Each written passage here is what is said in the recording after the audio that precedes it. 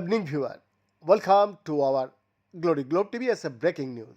US President Donald Trump called on NATO to impose 50 to 100% tariffs on China to weaken its economic grip over Russia, which, according to him, will lead to an end to the war in Ukraine. Trump also issued a letter to NATO nations on Saturday asking them to stop buying Russian oil and impose major sanctions on Russia. I am ready to impose major sanctions on Russia when all NATO nations have agreed and started to do the same thing, and when all NATO nations stop buying oil from Russia, he said in a social media post.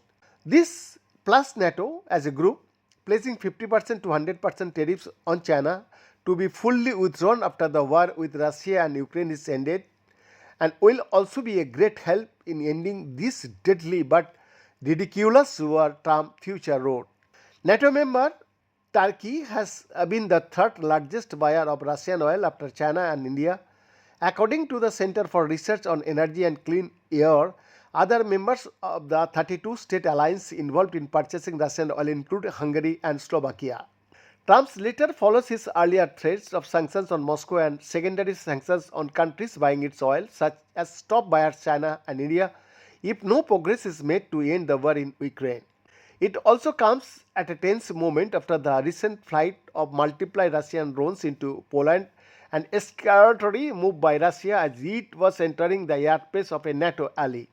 Last month, US President imposed an additional 25% tariff on Indian goods, setting its continued imports of Russian oil, but has not taken similar action against China. BNS exclusive report, Glory Globe TV, Delhi, Bharat.